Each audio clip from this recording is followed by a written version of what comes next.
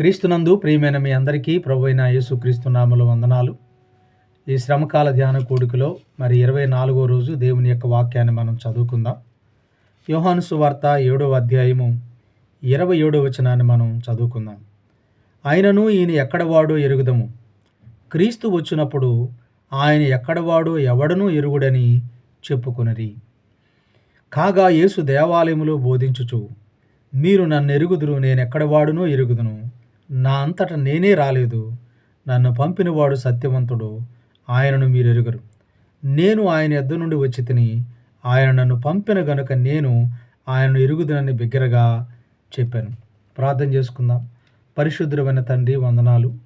ఈ సమయంలో నాతో మా అందరితో మాట్లాడమని యేసు నామములో అడిగి వేడుకొంచున్నాను తండ్రి, ఆమేన్.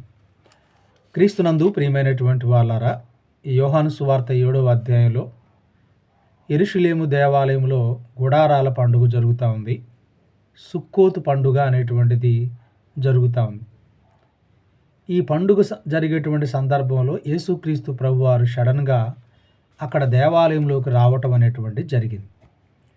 దీని గురించినటువంటి ప్రవచనాన్ని మీరు చూస్తే మలాకి గ్రంథము 3వ అధ్యాయము 1వ వచనంలో, ఇదిగో నాకు ముందుగా మార్గము సిద్ధపరచుటకై నేను నా దూతను పంపుచున్నాను, మీరు వెదుగుచున్న ప్రభు అనగా మీరు కోరు నిబంధన దూత తన ఆలయమునకు హఠాత్తుగా వచ్చును, ఇదిగో ఆయన వచ్చుచున్నాడని సైన్యములకు అధిపతికి యెహోవా సెలవిచ్చున్నాడు. కాబట్టి ఈ మాట నెరవేర్పును బట్టి యేసుక్రీస్తు ప్రభువారు సడన్గా దేవాలయం దగ్గరికి రావటం జరిగింది. అయితే ఇక్కడ ఉన్నటువంటి వాళ్ళకు ఉన్నటువంటి ఒక అజ్ఞానమైనటువంటి విషయం ఏంటంటే, యేసు ప్రభువారు గురించినటువంటి విషయాలు మనం ఎరుగుదాం. ఏం తెలుసు అంటే అంత తెలియదు, ఆయన గురించిన అవగాహన లేదు. యూదులు దేవుని యొక్క వాక్యాన్ని సరిగా అర్థం చేసుకోవటంలో పొరపాటు పడ్డారు. రోమా 10:1 ప్రకారం వారికి ఆసక్తి అయితే ఉంది, కానీ ఆసక్తి జ్ఞానానుసారంగా లేదు. మత్తయి సువార్త 23వ అధ్యాయంలో వాళ్ళ భక్తి అంతా కూడా ఎలా ఉందంటే బాహ్య సంబంధమైన ఆచారాలతో నిండి ఉంది, కానీ లోపటంతా కూడా మలినమైపోయినటువంటి భక్తిహీనతతో కూడిన జీవితాన్ని కలిగి ఉన్నారు. ఎక్కడో తూర్పు దేశం ఉన్నటువంటి జ్ఞానులు వచ్చి యూదుల రాజుగా పుట్టినవాడు ఎక్కడున్నాడని చెప్పేంత వరకు కూడా వీళ్ళు ఆ కాలాన్ని లెక్క వేయటంలో కానీ తెలుసుకోవటం విషయంలో కానీ చాలా విషయాల్లో వారు నిర్లక్ష్యం చేశారు. ఇక్కడ ఉన్నటువంటి విషయం ఏంటంటే, యేసుక్రీస్తు ప్రభువారి గురించి అనేకమైనటువంటి ప్రవచనాలు చెప్పబడ్డాయి. కన్యక గర్భవతి కుమారుని కనునని, అదేవిధంగా ఆయన బెత్లెహేము గ్రామంలో ఆయన జన్మిస్తాడని, ఆయన నజరేయుడు అనబడతాడని, ఆయన యొక్క శ్రమ, మరణ, పునరుద్ధానాల గురించి లేఖనాలన్నీ ప్రవక్తల ద్వారాగా దేవుడు ముందుగానే బయలుపరిచాడు.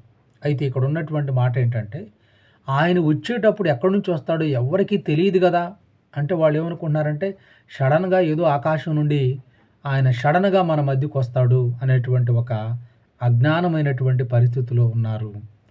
కారణం ఏంటంటే దేవుని యొక్క లేఖనాలను సరిగా అర్థం చేసుకోలేకపోవడం. పూర్తిగా తెలియనటువంటి వాళ్ళు కొంతమంది, ఇదే భాగంలో సగం తెలిసిన వాళ్ళు కొంతమంది. 42వ వచనం కనుక మీరు చూస్తే, క్రీస్తు దావీదు సంతానములో పుట్టి ఆయన ఉండినటువంటి బెత్లెహేములో నుండి వస్తాడని లేఖనము చెప్పట్లేదా? మరైతే ఈయన గలిలయ నుండి ఎలా వస్తాడు అంటే, ఇప్పుడు యేసు ప్రభు వారు నివాసం చేసేది ఎక్కడ? గలిలయుడు అనబడాలి, నజరేయుడు అనబడాలి అనేటువంటిది ఒక ప్రవచనం. కాబట్టి సగం తెలిసింది బెత్లెహేములో పుడతాడు అనేటువంటి తెలిసింది. అయితే బెత్లెహేముకు యేసు ప్రభువుకి ఏమి సంబంధం లేదన్నట్టుగా వీళ్ళు ఒక రకమైనటువంటి అజ్ఞానంలోకి వెళ్ళిపోయారు. కనుక మీరు ఆలోచించండి, యేసు ప్రభు వారిని యూదులు సిలువ వేయటానికి ప్రధానమైనటువంటి కారణాలు చాలా ఉన్నాయి.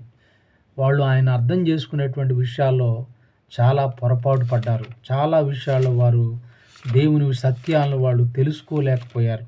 అందుకని మీరు కొరింథీ పత్రిక 1వ అధ్యాయం కనుక మీరు అక్కడ గమనించి చూసినట్లయితే 2వ అధ్యాయం 8వ వచనంలో, 1 కొరింథీ 2వ అధ్యాయం 8వ వచనం కనుక మీరు చూస్తే, అది లోకాధికారుల్లో ఎవరికీ తెలియదు, అది వారికి తెలిసి ఉండినడలా మహిమా స్వరూపియగు ప్రభువును సిలువ వేయకపోయి ఉందురు.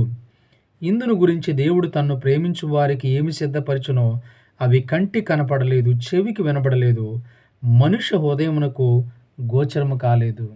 కాబట్టి దేవుని విషయాలు, దేవుని సంగతులు ఎవరికి గోచరం అవుతాయి, ఎవరికి అర్థం అవుతాయి అంటే ఎవరైతే ఆయన ఎడల భయభక్తులు కలిగినటువంటి వాళ్ళు ఉంటారో యెహోవా మర్మము ఆయన భక్తులకు బయలుపరచబడుతుంది.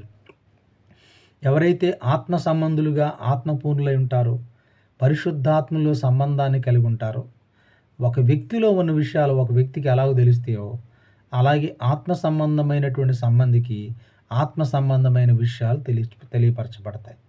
కాబట్టి లేఖనాలను చదవకుండా, దేవుని గురించినటువంటి అవగాహన లేకుండా, ఇలాంటి నామకార్థమైన భక్తిలో ఉన్నప్పుడు క్రీస్తు విషయంలో ఖచ్చితంగా పొరపాటు పడటం, దాని గురించినటువంటి అపార్థం చేసుకోవటం అనేటువంటిది ఖచ్చితంగా జరుగుతుంది.